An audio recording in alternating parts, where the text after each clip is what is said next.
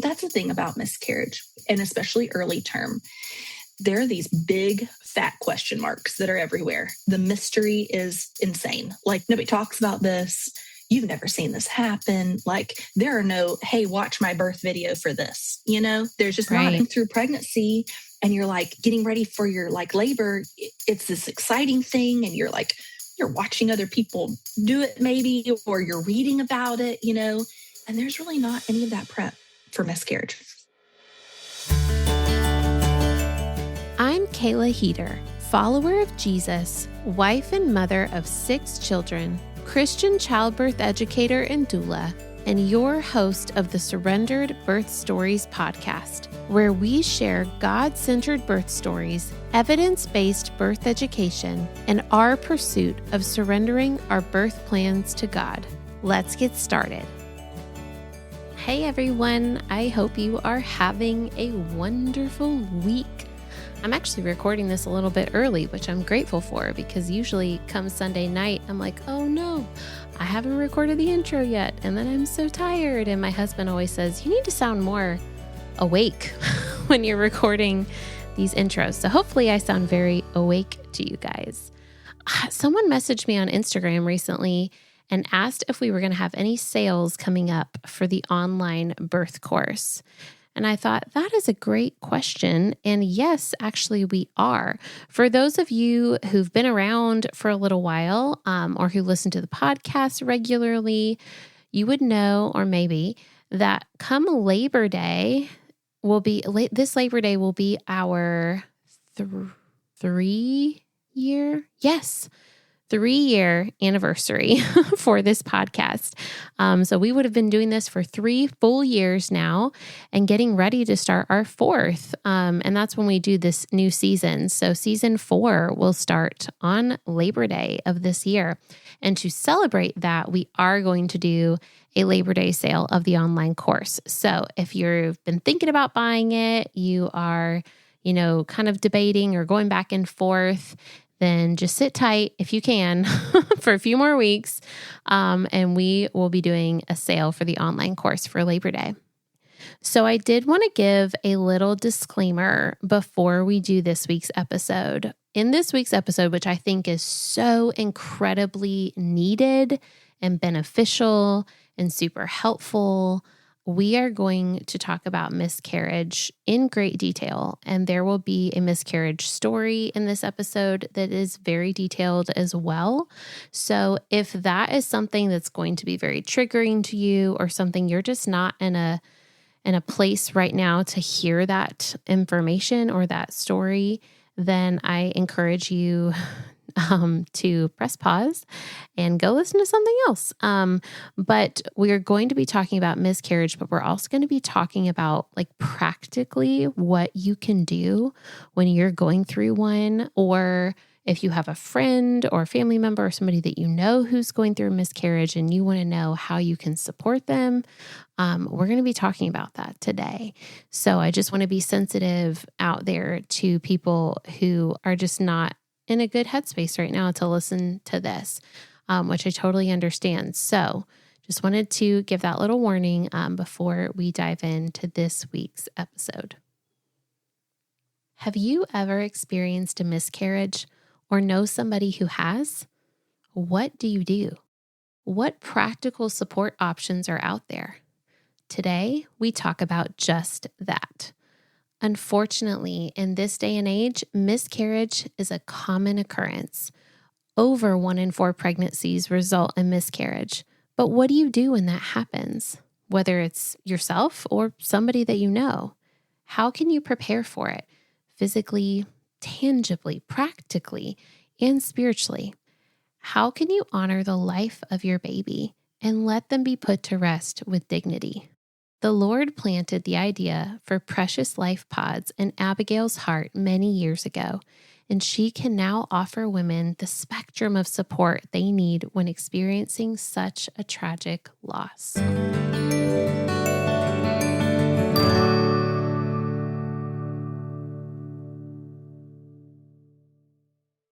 Welcome to another episode of Surrendered Birth Stories. I am your host, Kayla Heater, and I have Abigail with me today. And I'm excited because this is a topical episode, and we only do those, once in a blue moon.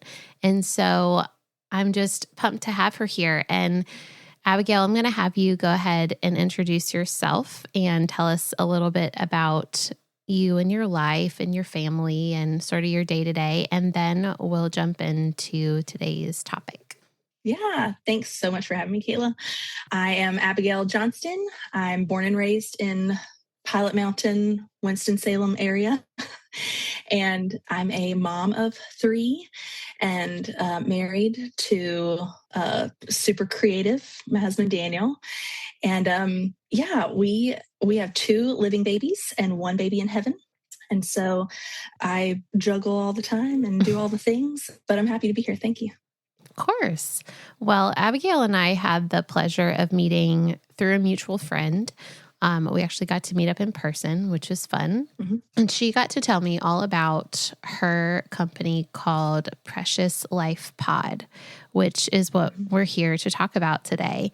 And more or less, it is like a miscarriage. How would you say it? Yeah. So we create tangible resources for miscarriage support. So support, that was the word I was looking for.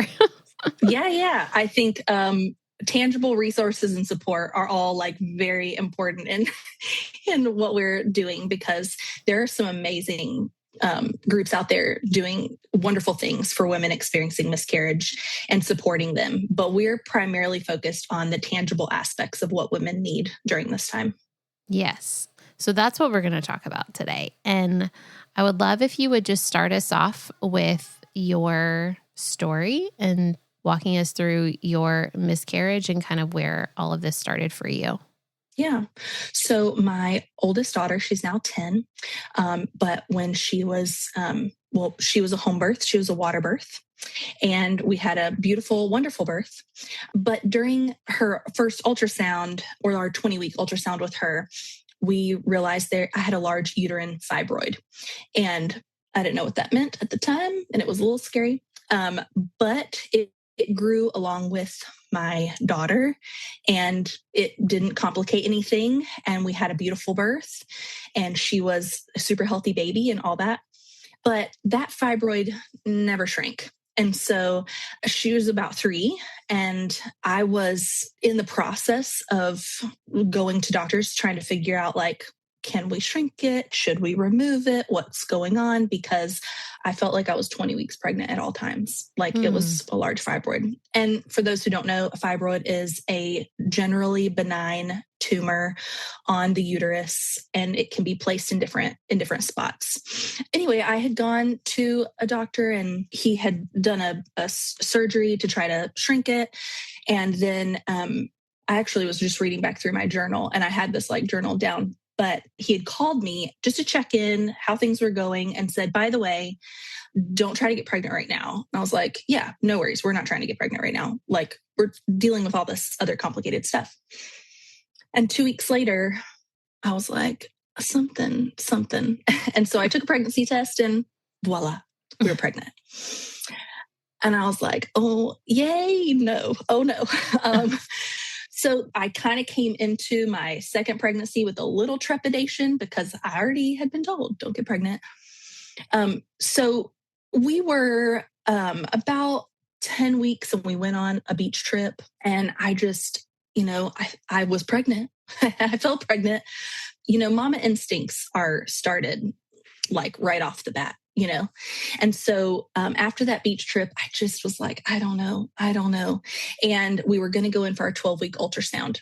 And I kept asking my husband on the drive, like, what if it's not okay? He was like, it'll be fine. I was like, but what if it's not okay? He was like, no, it'll be fine. And, to his defense, like, what's he going to say? And he just said, look, if it's not okay, like, we'll handle it, But I just knew something, And so we went in, and she put the little wand, and there was no heartbeat. And we were just like immediately devastated. Even when you think you never know how it's going to hit you.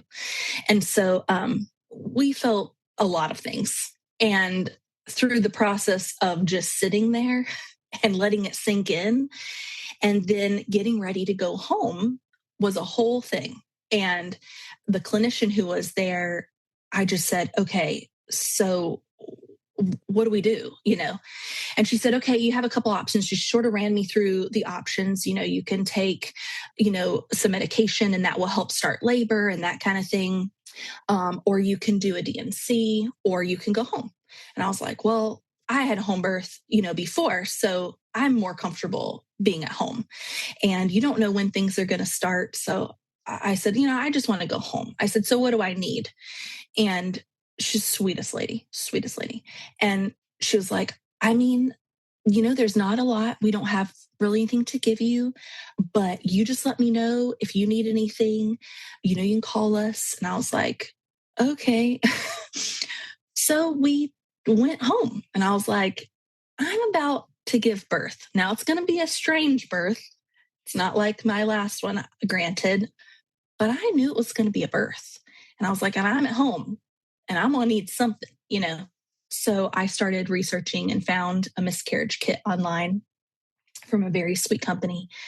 And I ordered it, and I set everything up in my bathroom, and I just got ready. And I sort of hunkered down and, journaled and tried to process and everything. But week 1, week 2, week 3, I was like, Lord, I don't know what kind of patience you're trying to build in me, but this is wild. And so it was July 4th, 2019. Fireworks are just going off everywhere. And my sweet parents took my daughter, and I just started feeling some, low back pain and early signs. And I was like, okay, Dano, I think this is it. So we just labored. We just labored for several hours. And I think talking with more women now about their experience with a miscarriage labor, which I really feel like it's important for us to call it that. It's a labor. We're in labor. We have a baby. We're going to birth that baby. It's called labor.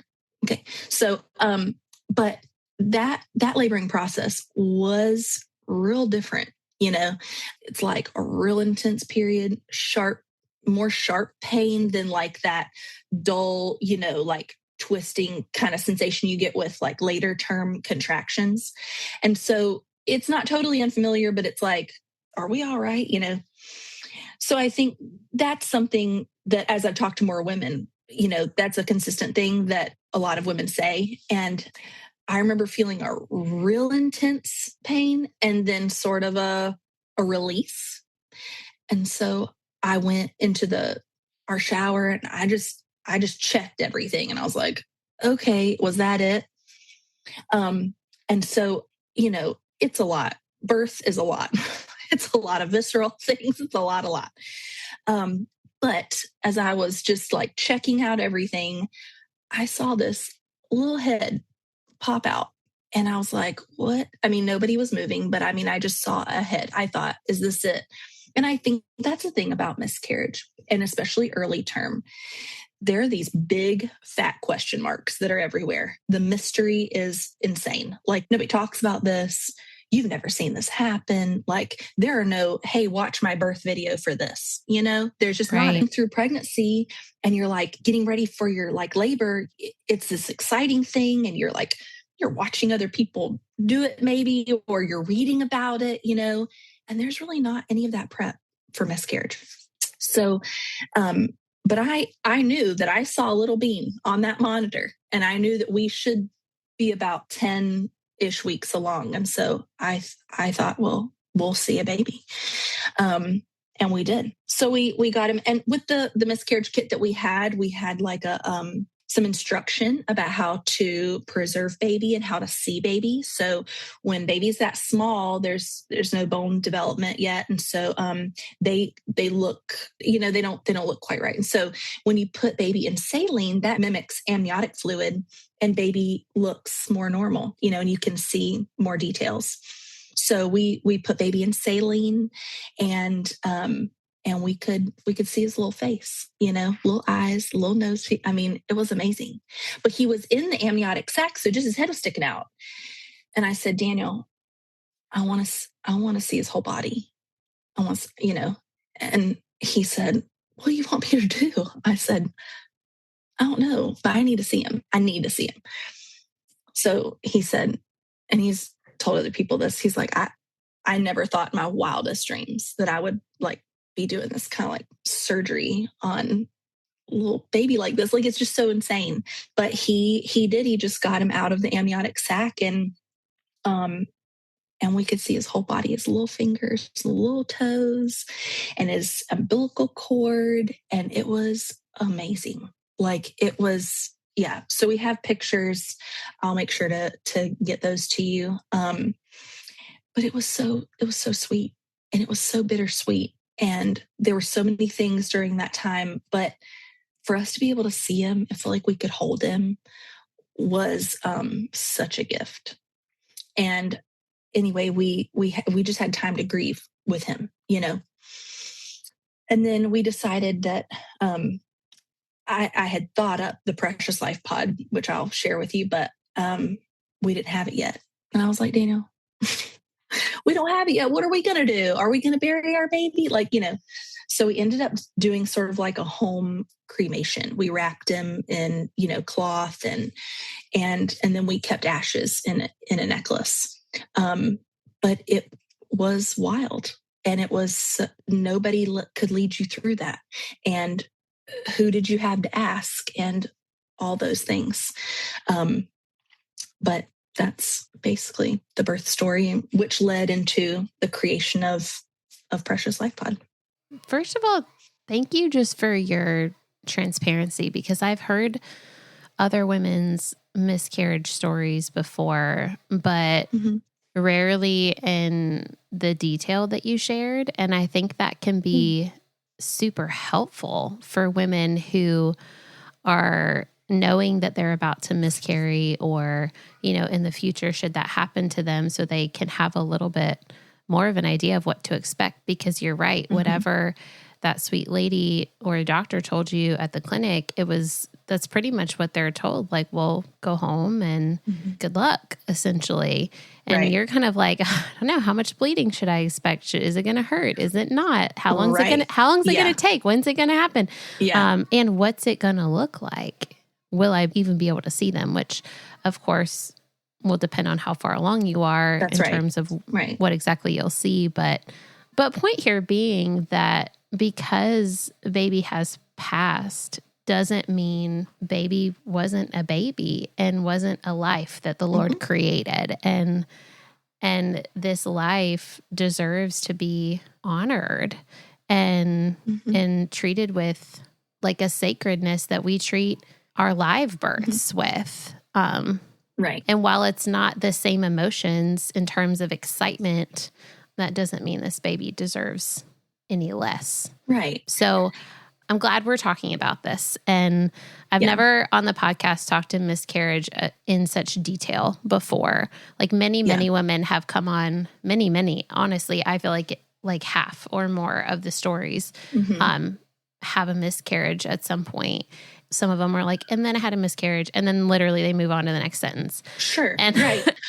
Well, it can be trauma. Like, the other thing too is that the reason that I can talk in such great detail is because I've had to think through every aspect of this in terms of how to support women who are going through it.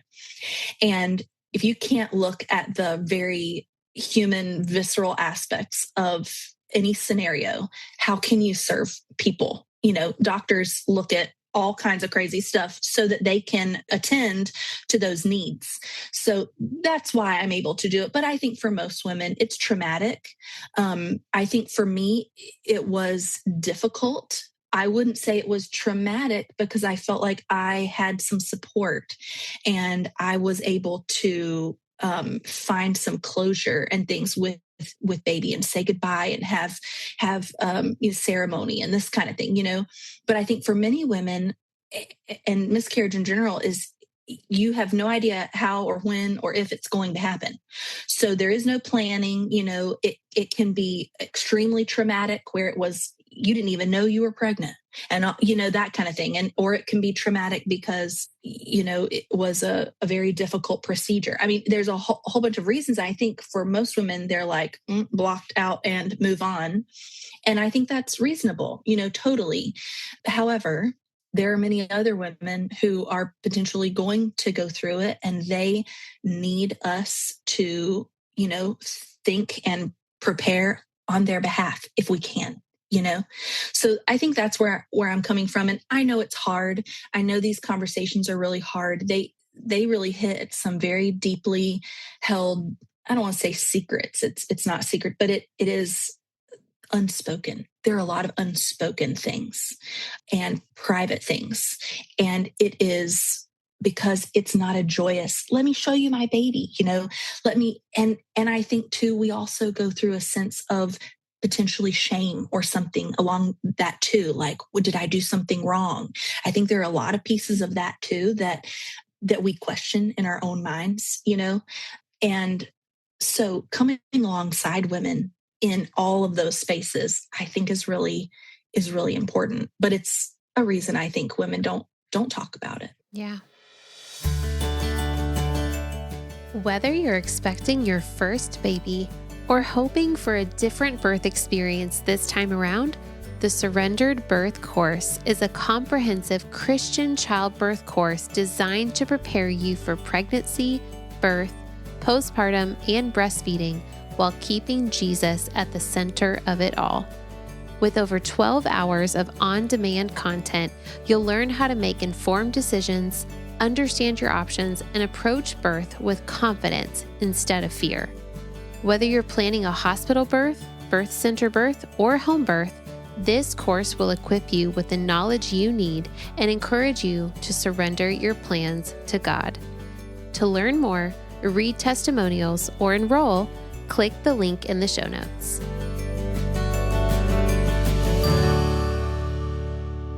I remember when we got together, you said the Lord gave you this idea for Precious Life Pods before your miscarriage.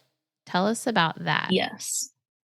Well, my sweet cousin, she called me probably a year before we got pregnant, and she had miscarried, and she had her little baby, and she called me crying and was like, what do I do? And I said, well, I have no idea. Hold on. Let me research, So I'm like, researching. I'm calling my other mom friends. I had been a part of creating a childbirth education curriculum with a midwife friend of mine. And I had already had my home birth. I mean, I felt like very in tune with the birth world. Love the birth world, and all of us sweet ladies. And I have doula friends. And so I was like, phoning a friend here, like, what do we do? And then asking other people stories. And they told me wild stories. And I was like, well, I can't tell her to do that. That's crazy. So I called around funeral homes. And I did find that actually there are quite a few funeral homes. If you call one locally, most of them will do a free cremation for miscarriage or stillbirth. And so I did call, but I was trying to figure out what to tell her in terms of she had baby, she wanted to see baby. How do we preserve baby until we can bury? What do we bury in? Do I buy a casket or a shoebox, or like, what do we do here? Like, I really don't know. And it is just, how do you know? So during all of that research and finding things for her and not finding things, the Lord placed upon my mind Precious Life Pod. I wrote it down in a journal, all my colors, the font, the logo, like everything was just there. The description of what it would be, how it would look, everything was just really there. And I was like, I don't know what you want me to do with that. So that idea really was born then. And again, it was in the journal. And then we miscarried. And I was like, Lord, it's still in the journal. Like, it has not gotten off of paper, So I just had to, pray a lot and ask. And I think the big thing for me in the process of being like, now, how am I going to make this? was thinking like, I've never manufactured anything in my life. I mean, I don't know what that means. Yeah. And I also don't know how to serve these women with an idea, but that's when it was born. I really feel like God just downloaded it and I just wrote it down. And then for the next really 6 to 7 years, I went through a process of feeling like, God, how do you want me to do this? And then feeling a little guilty, like I should be doing this, but I don't know how. Like, are you going to give me a sign? Like, are you going to help me out here? And I mean, yeah, I called manufacturers. I called some business people in my life. I called a patent lawyer. Like, I just was like, I just am curious. Like, what does this take? What does this mean?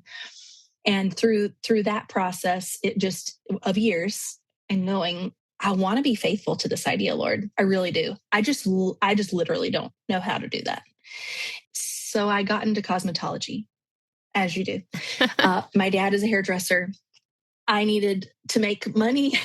And I also wanted to be flexible with my children because 3 years later, we had our son, my third born. So I wanted to be with my kids. Anyway, I got into hair. And it was wonderful. It was actually a really amazing 3 years working with my dad. I loved it. That 2023 into 2024 year, I was like, Lord, we need to move here.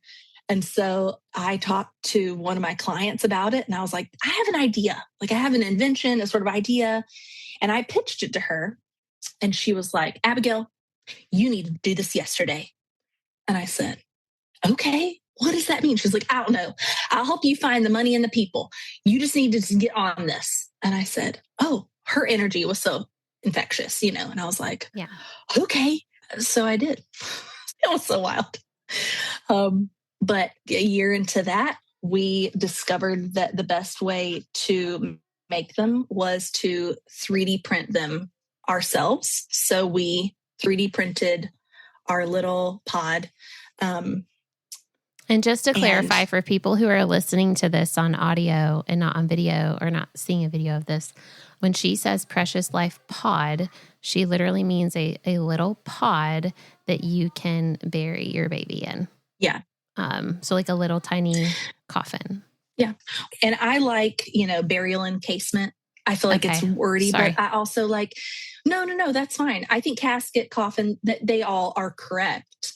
But there's just a part of us too that's like, it's such a wild thing to even comprehend for any, for a parent to bury any child, like it's just, but I really think the process of burial, and the reason I just put that word in there is because we want to encourage families to bury because we're assuming life and we're assuming dignity of these little lives. And I think the thing that makes this unique is that most of history has not valued this little life, this 1 to 20 weeks. And that's the timeline that we're really focusing on.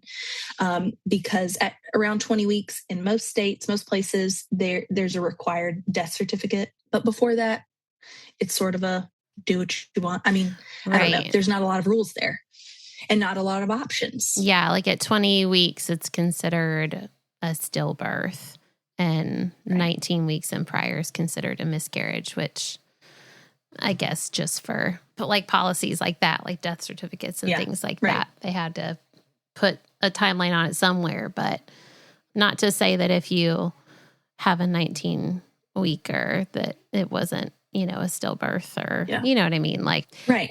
But that's what makes it weird and hard, It's just makes it strange. You're like semantics. Okay.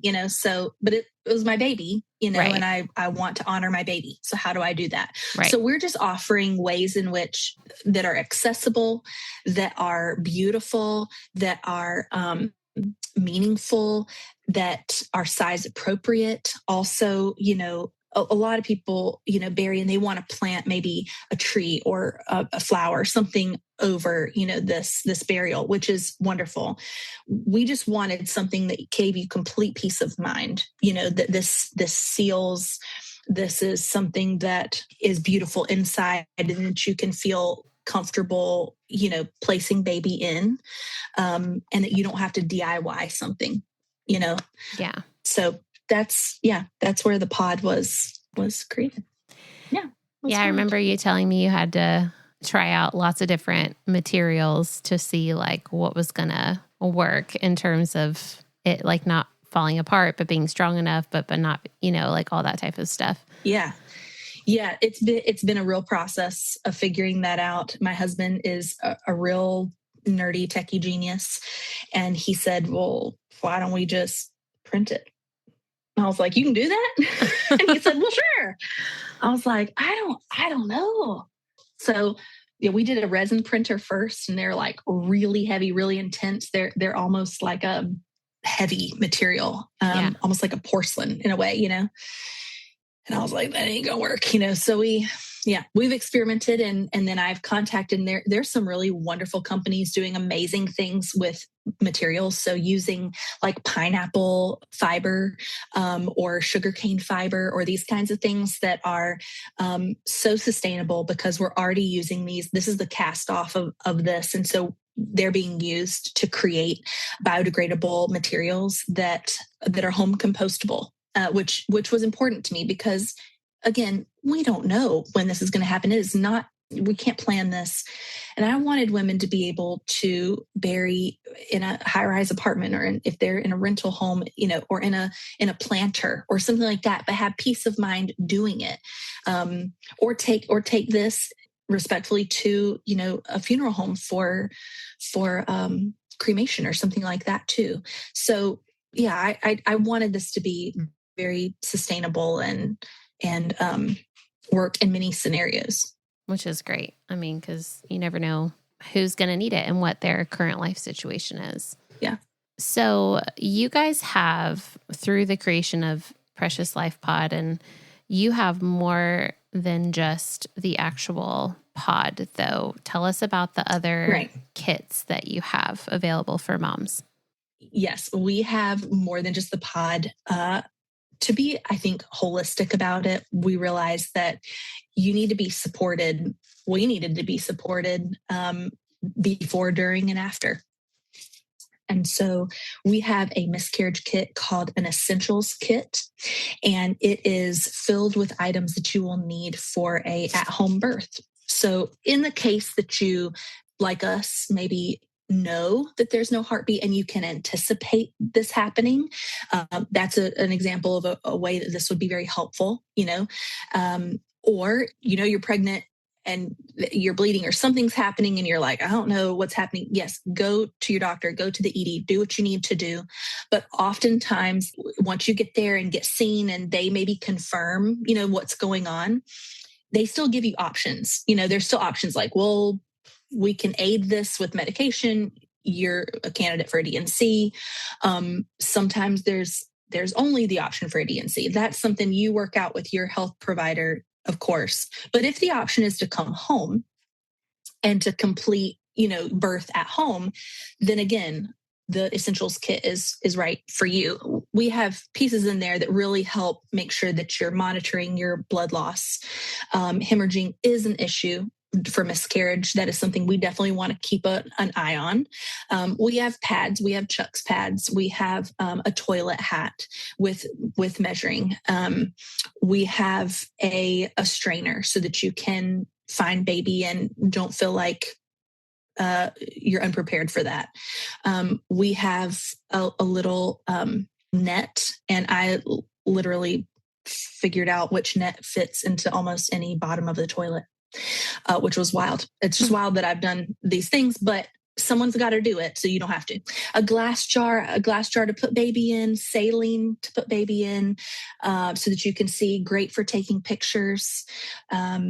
And we have a tea that's like a Nora tea. So this is going to help you tone uterus and be comforted in many different ways.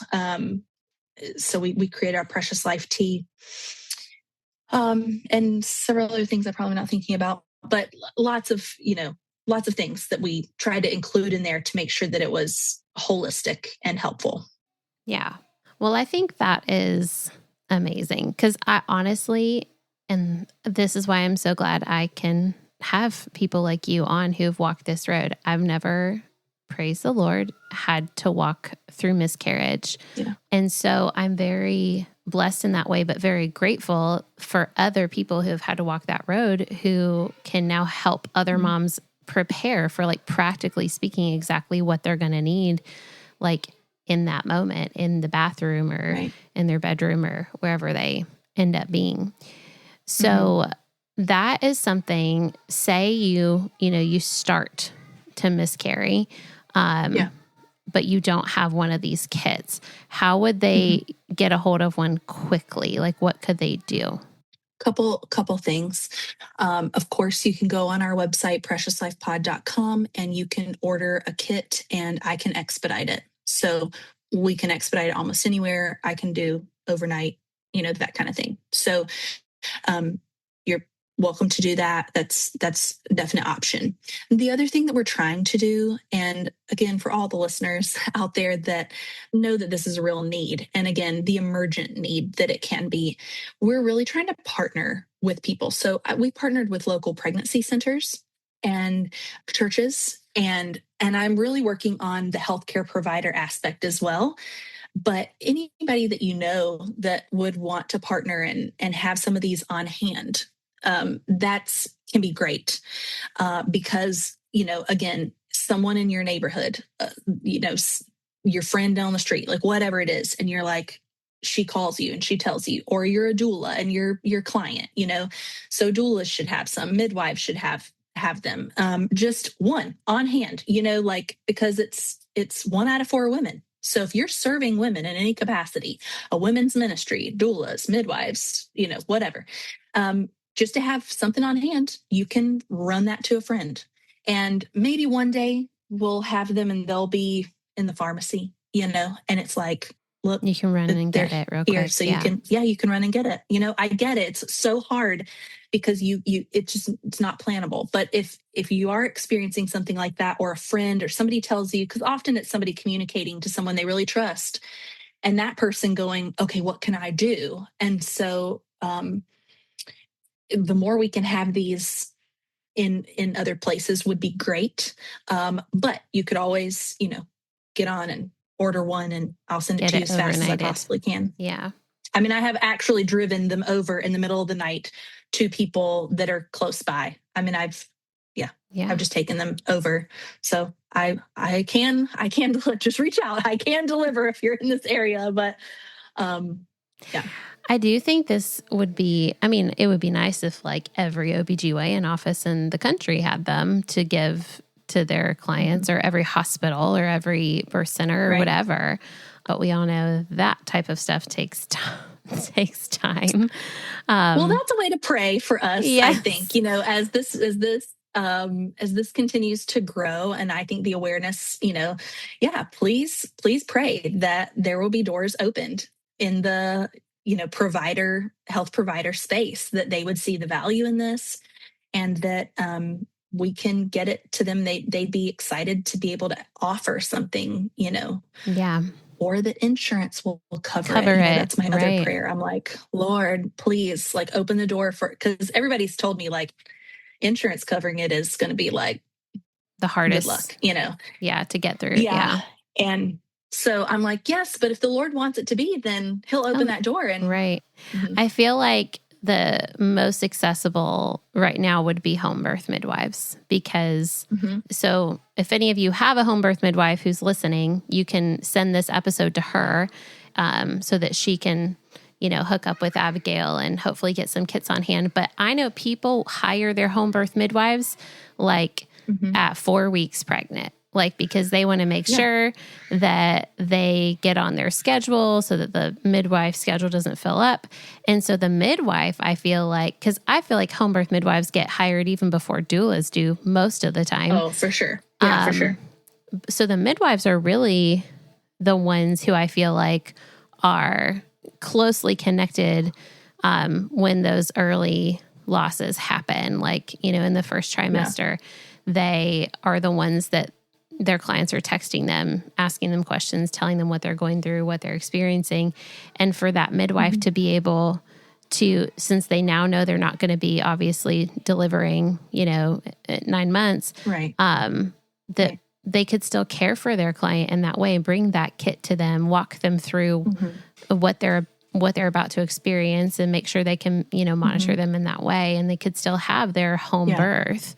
Yeah. So if you're listening and you have a home birth midwife, I highly encourage you to send this episode to them and to send Abigail's resources to them, Precious Life Pod, because this is a fabulous resource for everybody, but especially I think for those home birth midwives out there. I've already handed your pamphlets to a couple local midwives here. Thanks. Thank you.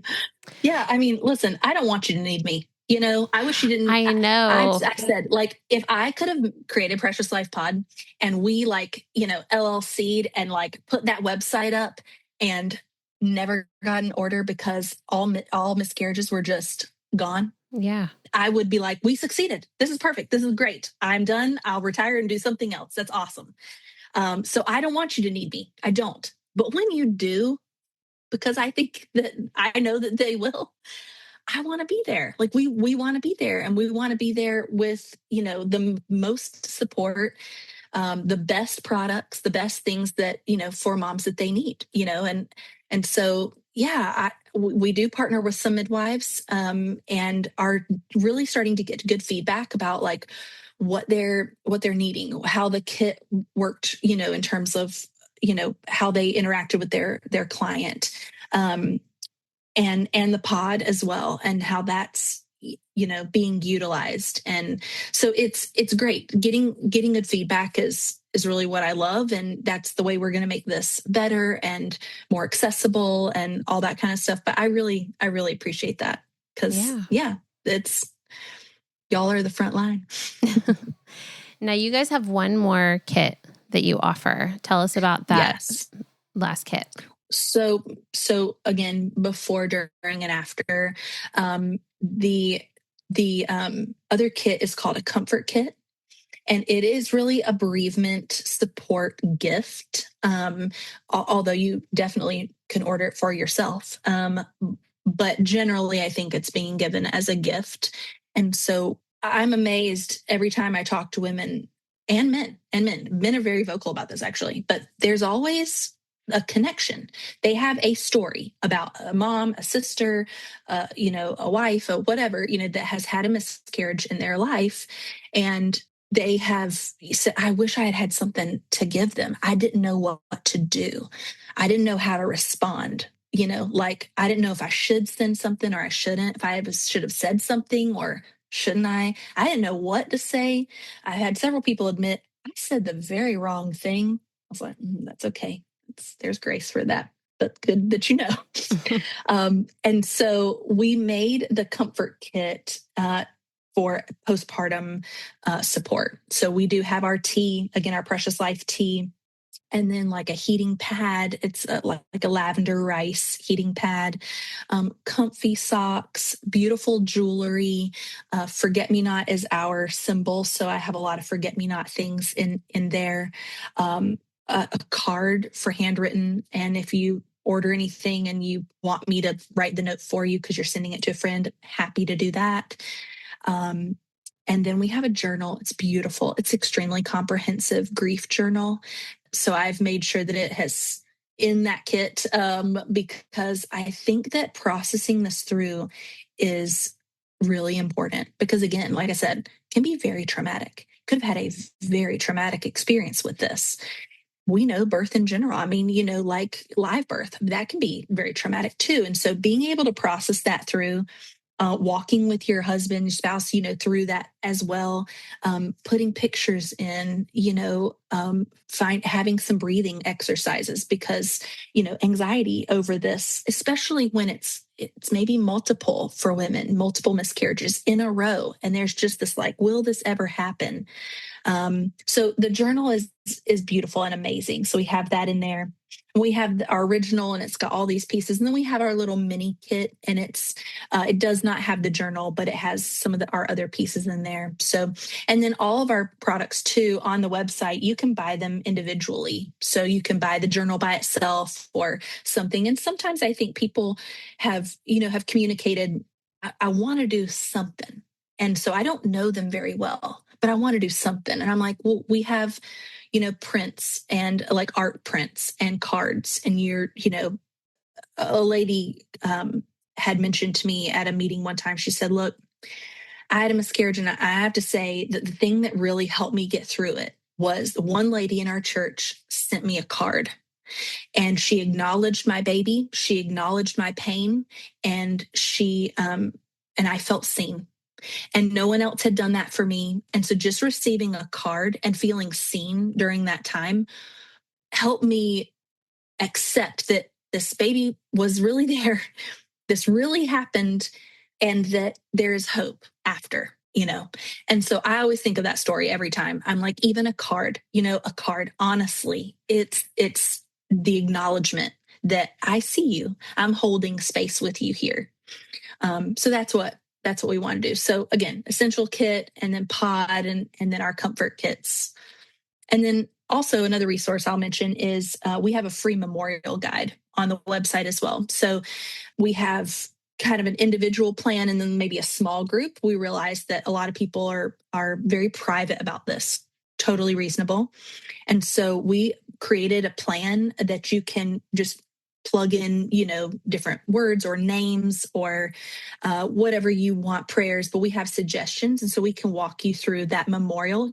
You can print them off. They're free to print off and have. So whether you're walking out with a pastor or a friend or just you and your husband, like whatever it is, we have that whole memorial guide for you there too, along with liturgy examples. So you can go on and follow the links to beautiful liturgies that have been written and are spoken. So that's our other little resource. Well, that's great. I guess I didn't even realize you had all of those things on your website. I've looked around, but I was mainly looking at the kits when I was looking. That's beautiful.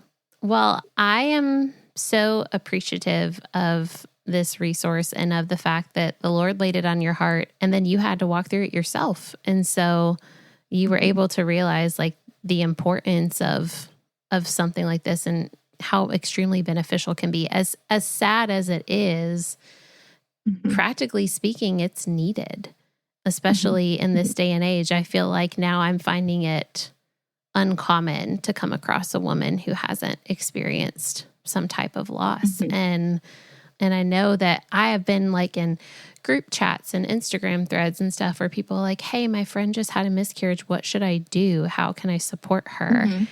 And I want to be able to be like, this right here, like send her this kit, get her this information, because it's exactly what you guys are doing it for. So I'm just really glad the Lord orchestrated all of this and that women will be able to have this resource. So I really, really appreciate you coming on and sharing about all of this. Yeah. Thanks for having me. Yeah, I love sharing the birth stories, and I love hearing the birth stories. And I know that some, like the miscarriage birth stories, they're not fun to tell, but sometimes we need to tell them, and we need to tell them in a safe space. So there is also an area on the website where you can write down and tell your story and send it to us. And if you want us to sort of share it anonymously, that can be incredibly cathartic. So if there's like, I really wouldn't want to tell anyone this, but I need to write it out, or I have written it out, that can really help other women when they see other stories. It's not something you want to relive over and over. I totally get that. But I would just encourage, your listeners too, that if there are stories that you'd like to share, we're a safe space. You can always message or call me directly, but we'd love to start sharing more of those on our blog, on our website, so that women can find them and be like, well, that's what I'm experiencing, or that's what I went through, So anyway, I offer that too. But thank you so much for having me, Kayla. I really appreciate it. And I hope that this will bless some of your listeners. Absolutely. And I also look forward to having you back on at some point to share your other 2 birth stories. Yeah, they were wild, but they were great. Thank you so much for listening to today's episode. You can reach me at Surrendered Birth Services on Instagram, or email me at contact@surrenderedbirthservices.com. Be sure not to miss an episode by hitting the follow button. Also, we'd love for you to leave a written review of the show so that more people's births and lives can be changed by the love of Jesus and the empowerment of accurate birth education. If you really enjoyed this episode in particular, please take a screenshot of it and post it to your Instagram story, tagging Surrendered Birth Services. If you would like to be a guest on the Surrendered Birth Stories podcast, please click the link in the episode show notes to fill out your interest form. Also, if you're interested in taking my childbirth classes, birth consultations, or having me as your birth doula, please click on the link in the show notes to take you to my website for online and in-person options. Just as a reminder, this show is not giving medical advice, so please continue to see your personal care provider as needs arise. We hope you have a great week, and remember, learn all that you can, make the best plans, and then leave it in God's hands.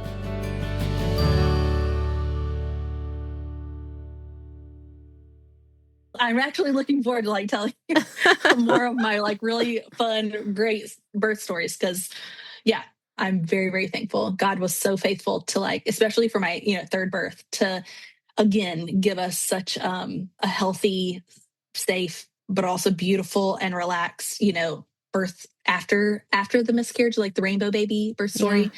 That was so sweet. And I've always been very, very thankful for that. So yeah, I can't wait to tell you those stories sometime.